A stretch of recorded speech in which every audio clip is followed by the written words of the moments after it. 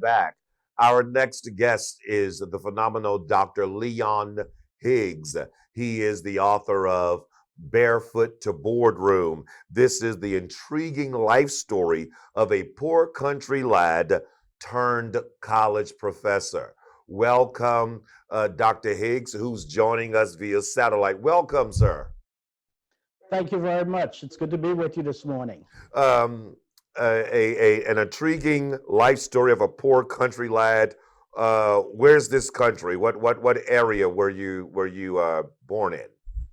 Well, I'm from the Bahamas, and I was born on the island of Andros in the village, or as we call it in the Bahamas, we say settlement, but most people around the world would say village of Deep Creek, South Andros. Okay, Deep Creek, San Andros. Okay, South Andros, South Andros. South Andros.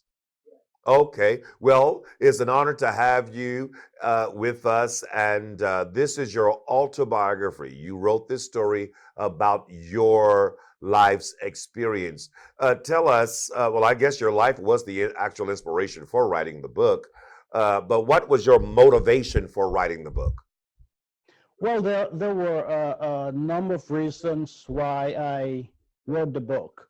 Um, I had what I would consider a good life. It was not an easy life, but it was a life that I believe that if I were to share this with the world, really, it could encourage other people who may be having difficulties or who may not quite be certain that they can accomplish uh, the kinds of dreams that God would have put into their hearts, to encourage them that yes, you can. For example, older people who might be having some difficulties, there were things they always wanted to do, but they never did them. I wanted to say to those individuals, look, yes, you can, because I finished high school at 21 when most people are finishing college. Also, I wanted to write the story because I believe that there are many young people here in the Bahamas and young people around the world who, again, because of the difficult circumstances uh, into which they were born or in which they're living, they might feel that there is no hope for them. I felt that my story would give them some hope. Then, of course, I wanted to write it because for posterity. I live here in the Bahamas, but all my children, at least three of them, are in the United States, and the other one is in Asia.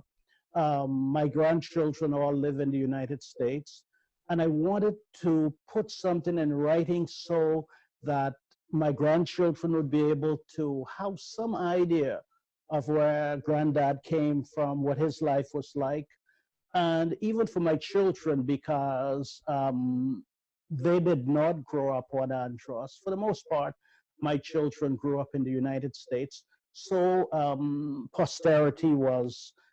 for posterity was not a reason. And then, of course, I wrote it for me.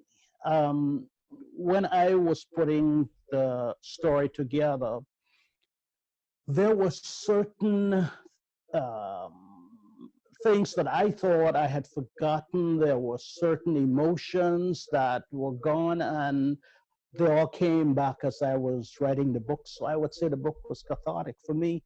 So it was for me also. There were the four reasons why I put together this particular story. Awesome. Well, I have certainly enjoyed reading the book, and I'm sure our listening audience will likewise. What college did you attend? I went to Union College in Lincoln, Nebraska for my bachelor's degree. I went to Northern Illinois University in DeKalb for my master's degree, and I got the PhD from the University of Nebraska in Lincoln. Okay. So it's been all American. Okay. And so, college president, the president of what college again? I served as the president of the College of the Bahamas, now the University of the Bahamas in Nassau, Bahamas. But before that, I served as the executive vice president for San Bernardino Valley College in San Bernardino, California, and I also taught in the School of Business at Loma Linda University, which is now La Sierra University, and also at Oakwood University in Huntsville, Alabama. Wow. So you've dedicated basically your entire life to academia. And My life was mainly in academia, yes, yes. okay, so are you, I want to make sure I understand, are you a minister? A minister of the gospel? Yes. No, I'm not a minister of the gospel, but I am a Christian believer. You are a Christian believer. Okay. Okay. And you have received several awards, special recognitions. You know, I did my research. And what is it the Lingham Award?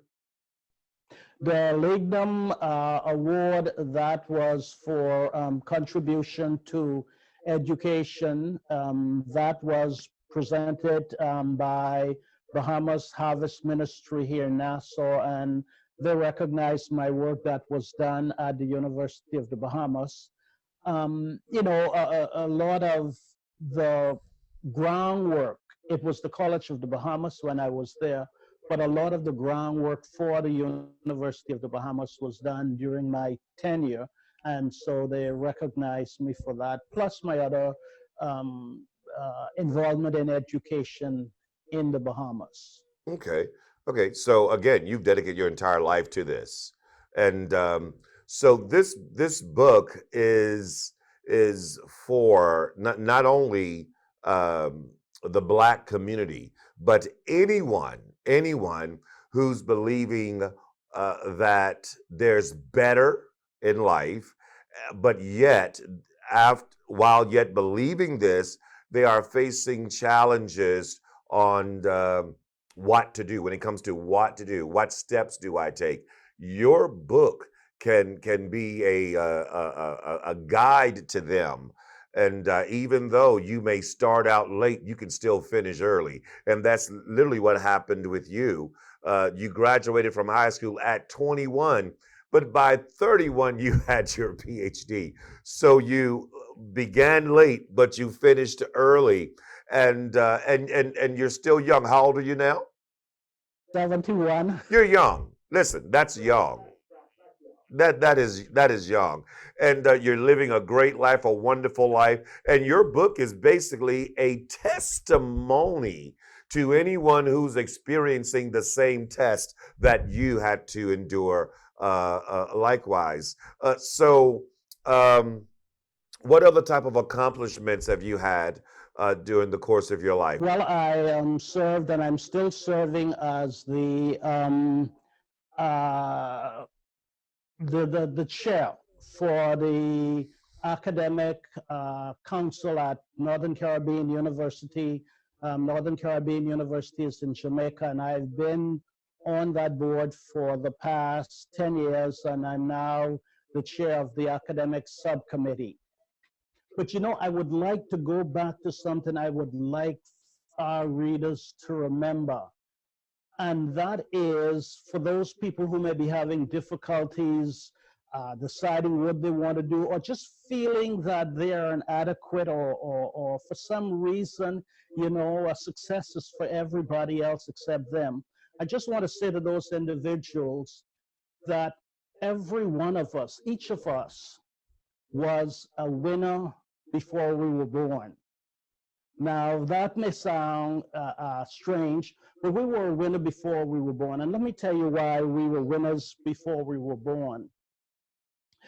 A little biology, and I'm going to make this quick, but a little biology, it said that each male or our fathers produced between 2 to 5 milliliters of semen. Each milliliter of semen has about 15 million sperms. if we were to say our fathers would produce, just say 3 rather than the 5, it means that out of 45 million sperms, we are the one to make it, that Yes. made it.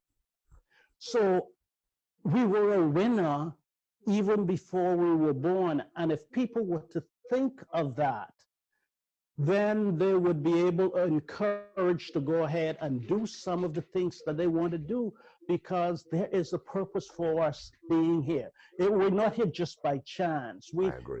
We were strong at the very beginning to beat out 45 million other sperms.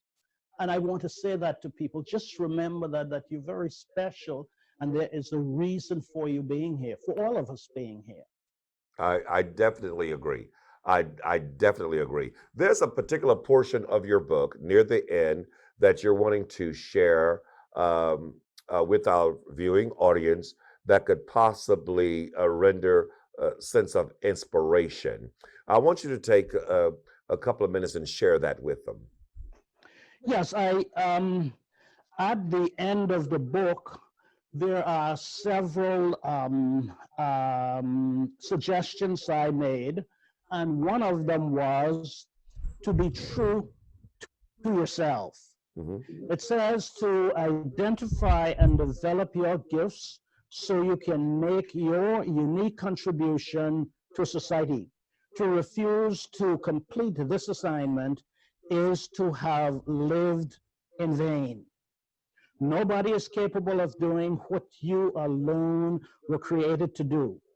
Just as your physical features, prints included, identify you, so also do your special creative ability and specific roles as a member of society. Have a vision, cherish a dream, set goals, and let nothing hinder you from fulfilling your purpose, not even the dream stealers. I love it. I love it. Not even the dream stealers.